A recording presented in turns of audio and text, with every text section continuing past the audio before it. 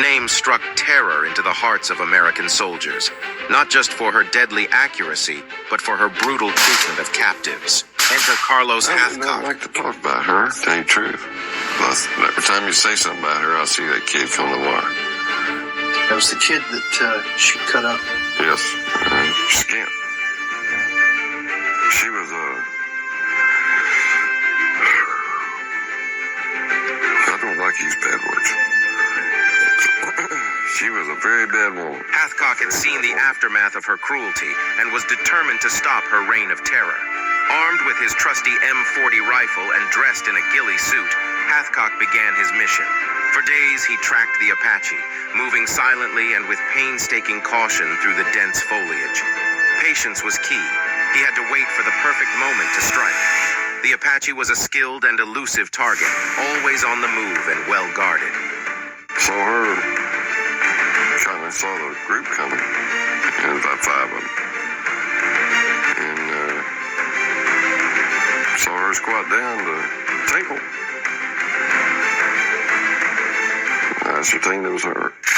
He knew this was his only chance. With a single precise shot, Hathcock ended the reign of the Apache. The bullet found its mark, and the feared sniper was no more.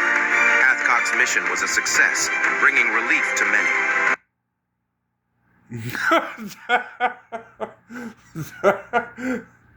It wasn't that hard.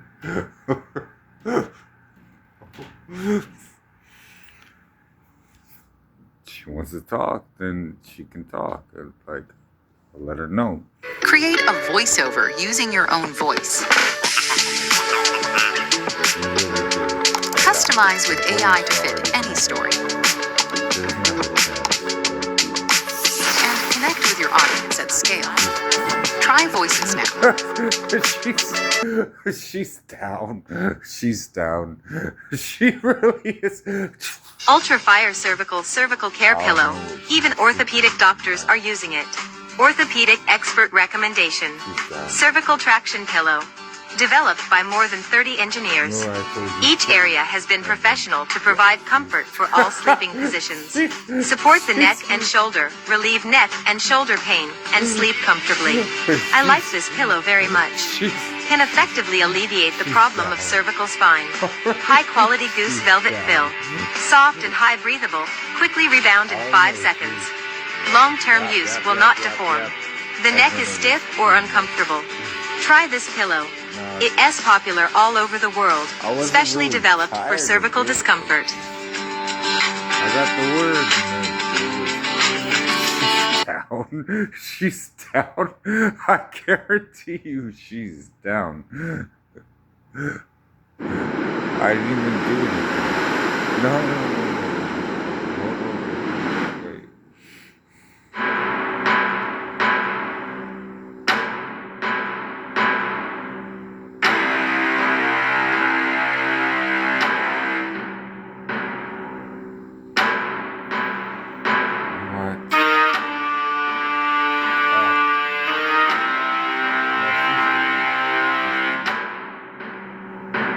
I just saw it.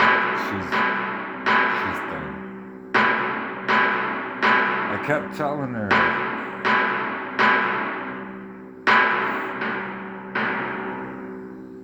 Gunnery Sergeant Carlos Hathcock was the most accomplished United States Marine Corps sniper of the Vietnam War, where he accumulated 93 confirmed kills, and probably several times that number in probables. From his boyhood days, he learned to master the rifle, whether it was squirrel hunting in his native Arkansas or after joining the Marine Corps at age 17 when he set a new record at Cherry Point for high-powered rifle shooting. And went on to become the Pacific Regional Champion for the United States Marine Corps in 1965. He won the coveted Wimbledon Championship at Camp Perry, Ohio. And incidentally, you talk about pressure, the Commandant of the Marine Corps was watching him shoot. Now, after serving in Vietnam, based on his many lessons learned during 2 tours, he helped establish the current Marine Corps sniper training program at Quantico, which is respected not merely within the U.S. sniping community, but worldwide. If there is today an Alvin York of our era, it is Gunnery Sergeant Carlos Hathcock.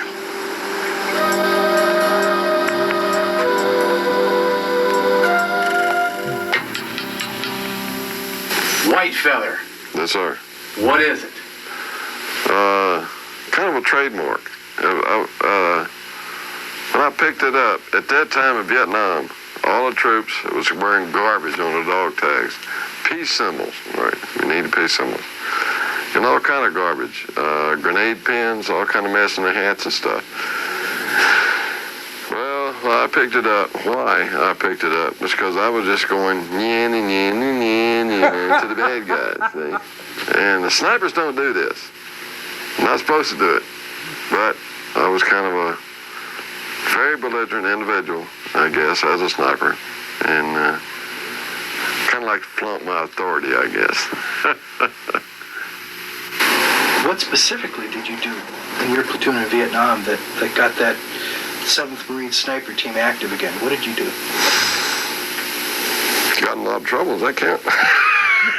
Because I knew what snipers were, I knew how snipers were utilized and how they should be utilized and employed and everything. And I stirred a big stick, that's all, as a staff sergeant.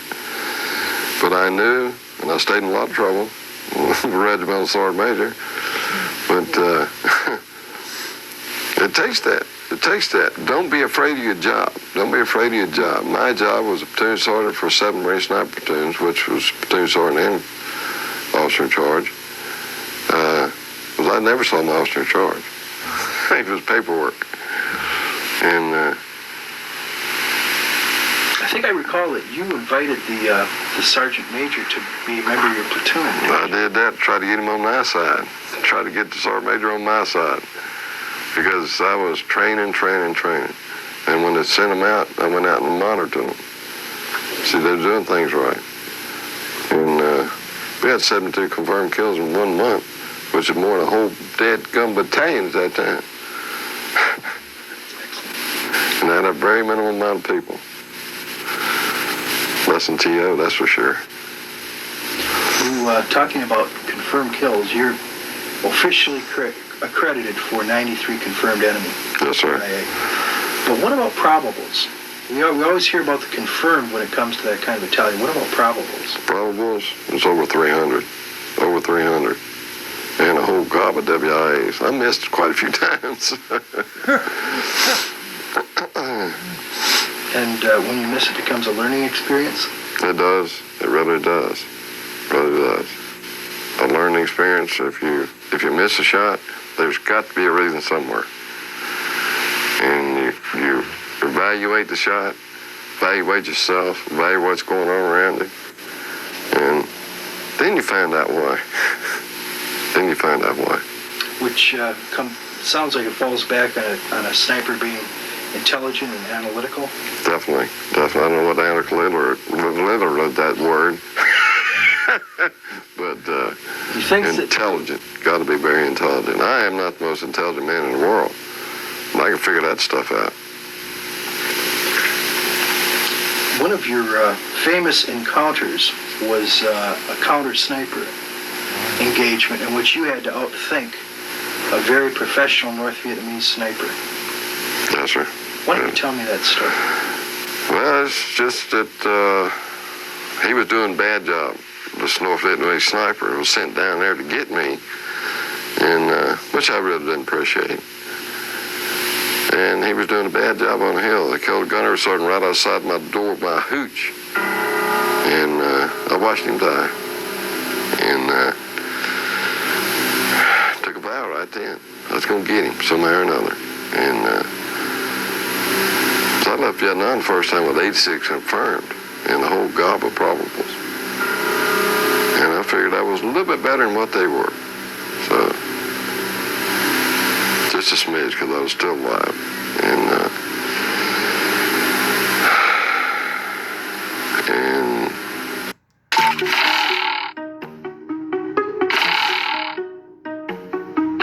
it's my it's my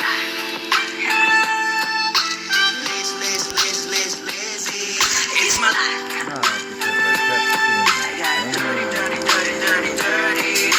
my I was trying to figure out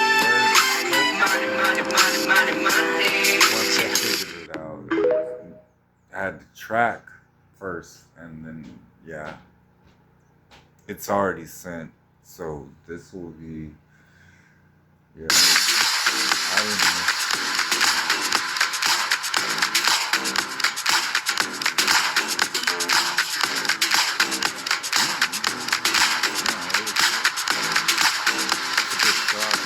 It's gonna, I don't know, probably. Got John Burke. When he started shooting another time, I got John Burke, who was my partner, and we went out. And no, it wasn't John, it was another partner. And we went out, and we trailed him. I trailed him. As a team leader, I trailed him. Very cagey, very smart individual. And I figured he was close to being as good as I was, but there ain't no way. Ain't nobody that good. So, and you got to think like that too. You got to think like that. And I made a mistake. I fell on an old rotted tree, and he made a shot and hit my partner's canteen. And Burke and I both thought he was hit because all the warmness running down over his legs and stuff. And I noticed the hole in his canteen. You ain't hurt. You ain't hurt. Just you killed the devil out of your canteen. That's all. And we moseyed around and mingled around, and he started running. The bad guy started running now. And we worked around to where I was in his old spot. He was in my old spot, which was a bad thing for him because he was facing the sun by that time. That was afternoon by then. And the sun glinted off his lens of the scope, I guess, and which I didn't know at that time. But I saw the glint. I shot it where the glint was. And it just happened to be the right time. And by looks of things, I was just the quickest on the trigger, otherwise Andy would kill me. How do you know that? Excuse me? How do you know that? Otherwise he would have killed you. Oh, how do I know he would have killed me? Because I shot right through his scope, right straight through the scope, didn't touch the sides. Didn't touch the sides. And it didn't do his eyesight no good in that side either. Well, talking about the support of the spotter and how well he too has to be able to shoot. Yes. Let's talk about that 5-day engagement. Well, no, that was a doozy. They just had the misfortune of coming up against us. And It was a whole company, the right? whole company, North Vietnamese, brand spanking new. Uniforms were new and everything. And they had no communications, which is a mark in our favor. They had no support. And we saw them come right straight down the middle of the valley, right straight, well, 10 on our side. And I dumped them on the officer in front. My observer dumped the one in the back, which, you know, they had no leaders except one more. There was one more.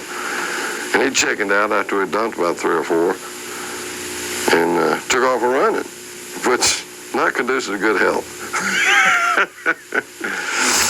You don't run across rice paddies very fast, that's for sure. And he didn't last long. And then you had nothing but a bunch of hamburgers out there. That's all you had. And nobody in charge. And they were young, hard-charging go-getters, and Ho Chi Minh's big boys, I guess. And so it went on and on and on and on. And I had on-call artillery at all times, when I was that far away. I called on-call that night for flares.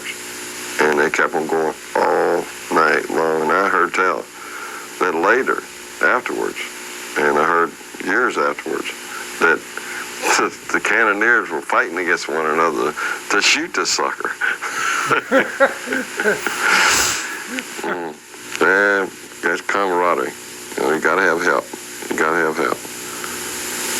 The decision I made was because they had no leaders, and they were just milling around, nobody in charge, so to speak. And so I made a decision after 3 shots after 3 shots. We had fired 3. That's when the sniper leaves. 3 shots and you're gone. And they wasn't going nowhere. So there was no reason for us to go anywhere either, I thought. And so we just stayed there and had on call, and they tried to break out to the rear.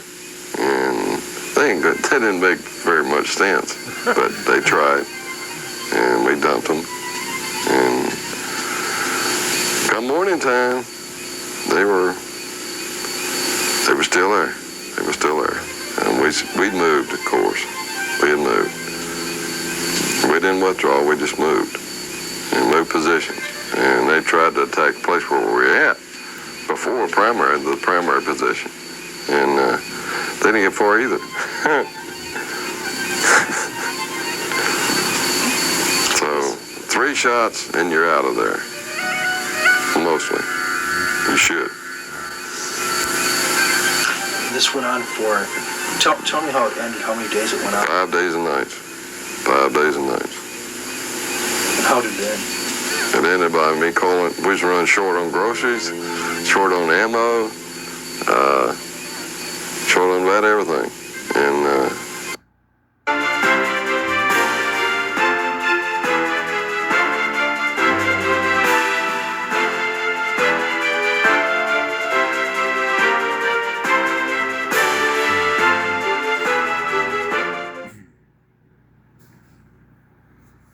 Yeah, no. We knew. A little hot for yard work, eh, champ? Yeah, tell that to old lady Johnson's yard. Did you know you could earn money playing games on your phone? I can?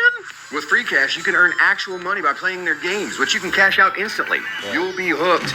Plus, players can earn money via Amazon gift cards, PayPal. Install now and start earning money while having fun. This yard's a mess. Free cash.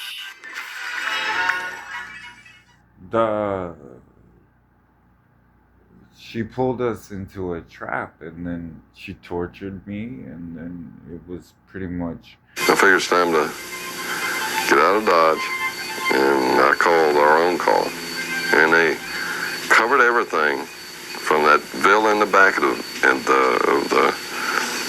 the valley, all the way forward to where we were at.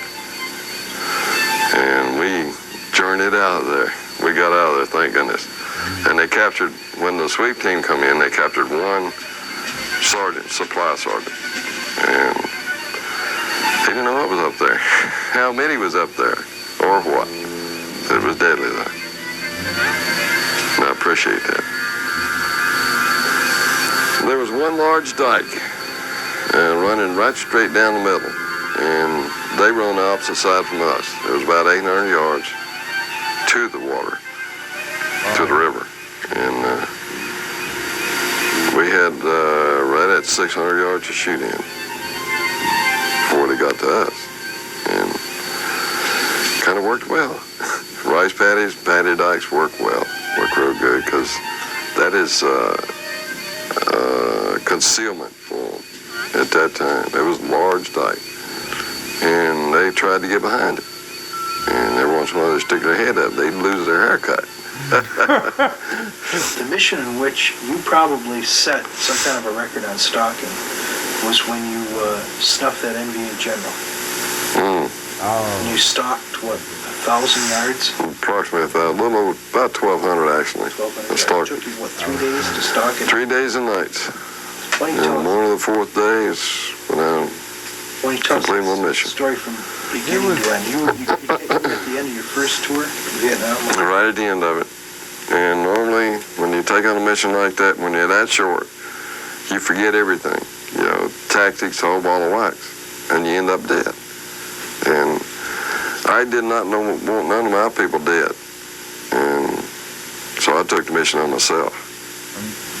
And figuring I was maybe a little bit better than all the rest of them. Because I was the one training them all. Supposed to be better.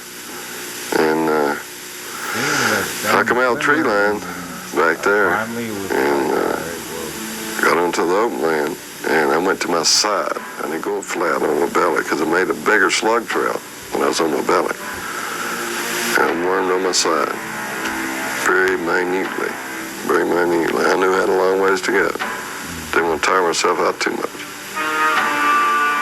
And patrols were within arm's reach of me. I could have tripped majority, some of them. And they didn't even know I was there. I was in their backyard. And they didn't expect a one-man attack. They didn't expect that. And I knew from the first time when they was coming lollygagging by me that I had it made now. This would be good. This would be real good. So I just continued squirming along. And come many patrols come by. There was two twin 51s on my left, two twin 51s on my right. And I could see them cooking their groceries and wishing I was there to have a little bit of it, but I was definitely hungry. I was thirsty. But you got a job to do. Can't let none of that enter. Just you're in your bubble, and that's all. It's your job. And crawl up on that little rise with an escape route to my right, out to the tree line that was in between all the 51s, and which were set up for air attacks. I don't believe they'd get down that far, thank goodness. And seen all the guys running around that morning, and I dumped the bad guy. And How far shot? it was 700 yards, right where I had my rifle zeroed at. What I estimated to be 700 yards, and by my map, it was 700 yards. Where I had my rifle zeroed. And I estimated the wind, and temperature, humidity, the whole ball of wax. Tried to run through my mind real quick. And it worked out pretty good. Worked out right fair. And then I had to get out, had to get away. When I made the shot, everybody run the opposite direction, because that's where the trees were. And flashed in my mind, hey, you might have something here. So I went to that ditch, a little gully, and made it to the tree line. And about past that one, I stood up to get a little bit better speed. But had to watch out for booby traps and everything going back to my pickup point. And that squad had been there every day to the pickup point. And they got complacent. They come to pick me up when I was there. They come to pick me up. It sounded like I heard a dump truck running empty with a lot of tin cans in it.